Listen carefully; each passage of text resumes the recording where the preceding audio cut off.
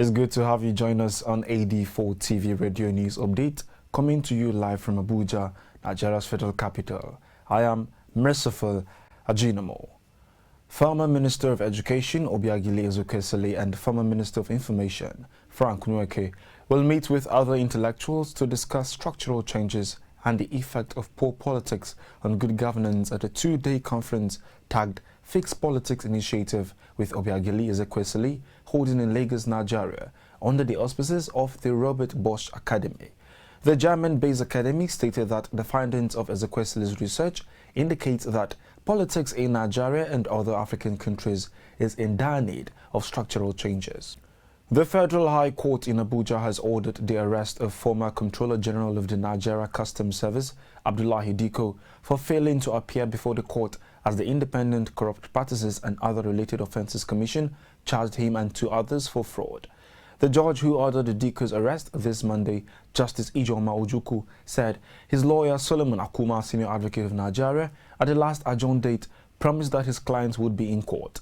She said the lawyer only turned around to present a medical report claiming Diko was critically ill and on admission in London. Talking Health, in its mandate to protect public health safety through the control and prevention of communicable diseases, the Nigeria Center for Disease Control has advised Nigerians to actively adopt a solid waste management system which will help in the prevention and control of the endemic Lassa hemorrhagic fever. The Director General, NCDC, Dr. Chike Ihekwazu, who made the statement on AD4TV Radio exclusive interview, added that practicing a solid waste management system will repel rats, which are the major carrier of the Lassa fever virus, from our households. Still on Lassa fever, the Nigerian Minister of Health, Dr. Osagi Ehani, this Monday in Abuja, Nigeria, says the federal government will soon establish a special laboratory to boost the testing capacity of Lassa fever in the country, making it the sixth to be established. So far, Lassa fever has ravaged 23 states in Nigeria this year alone. We have 5 centers where the disease, the Lassa, can be treated. 5 areas where, 5 laboratories that can diagnose it.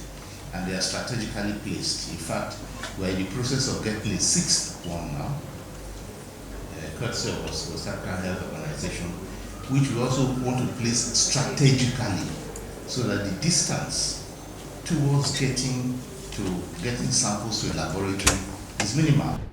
Talking agriculture, the Treasurer, National Fish Association of Nigeria, Chibunna Ubawike, in an interview with newsmen last Saturday in Abuja, Nigeria, disclosed to newsmen plans by the federal government to ban fish importation to save the country over $1 billion. Ubawike said his association is ready to work with the federal government to actualize the ban, as it is a step in the right direction, and dismissed the notion that Nigeria can only grow catfish and tilapia, saying a variety of fish species could be grown in the country. The Speaker of the House of Representatives, Femi Gbajabiamila, has assured Nigerians of the 9th Assembly's commitment to providing for diaspora voting while speaking at the stakeholders workshop organized by the Nigeria Diaspora Voting Council in Abuja this Monday. He hinted that the struggle for diaspora voting may be yielding fruit as there appears to be light at the end of the tunnel under the current National Assembly. There's something to be said for consistency. Very well done. I'm glad it looks like we're beginning to see a light at the end of the tunnel. Chairman and CEO of Nigerians in Diaspora Commission, Honorable Abike Dabiri Erawa, who was at the workshop, said that Nigerians in the diaspora deserve to vote, adding that Nigerians abroad are willing to contribute their quota towards the development of this country. Nigerians are the best anywhere in the world, the most educated immigrants, developing world economies, and Nigerians are willing to do that for their country. And diaspora voting, we should make it possible for our brothers and sisters in the diaspora to be able to vote. I think the advantages outweigh the disadvantages. In talking security, 3 Nigerian soldiers of Operation Lafia Dole, Felix Ugo, Kende Goban and Ishak Yesif, who are serving at Super Camp 3 in Biu, Borno State, Nigeria, have been rewarded with special promotion to the next rank for their outstanding performance in the war against insurgency in northeast Nigeria. The Chief of Army Staff, Lieutenant General Tuku Buratai, decorated the soldiers during a visit to their camp on Sunday and presented to each of them a generator and 32-inch plasma television set. You're watching AD4TV Radio News Update. We'll go on a short break now. Up next, gunmen attack villages in Katsina State, Nigeria. NERC chairman elected as a member of the U.S. Academy of Engineering. Russian medics attacked by army gang. More stories on return to stay. AD4TV Radio, we focus on education with emphasis on research and innovation, science and technology, women and girl child education, children, health, youth and sports, socio-political and economic reforms, security, environment, entrepreneurship, and entertainment. We'll give you information at your fingertips. Learn on the go.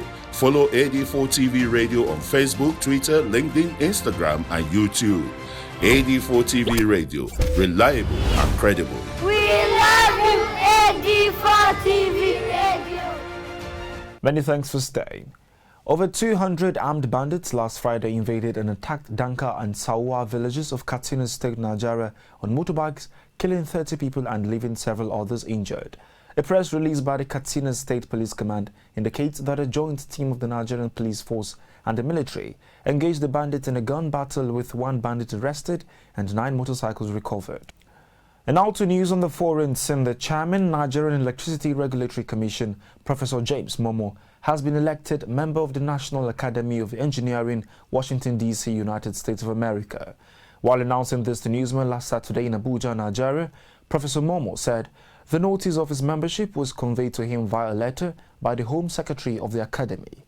By this election, he would be joining his national and international peers in the U.S. and the global community of engineering experts and leadership after an induction ceremony to be held in October in Washington, D.C. in the United States.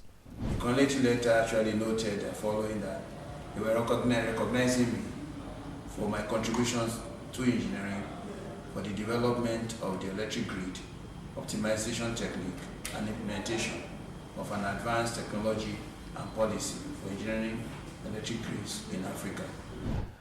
Several men, one of whom was armed in central Russia last Sunday, attacked staff at a medical facility to steal a drink driving test sample, as a result of which 2 staff members were hospitalized due to head injuries sustained.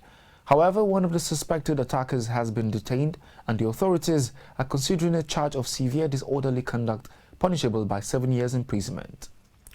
Germany's central bank said this Monday that the coronavirus outbreak in China poses a risk for the German economy, pointing to a drop in demand from China.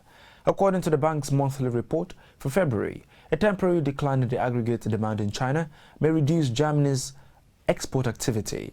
The report also stated that the safety precautions that have been introduced due to the coronavirus could affect some global value chains, leading to supply blockages in individual sectors in Germany.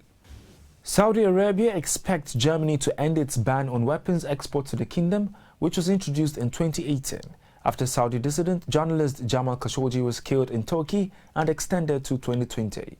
The kingdom, through its foreign minister, stated the German government's continuous blocking of arms deliveries to Saudi Arabia is not a true reflection of the good relations they have with each other.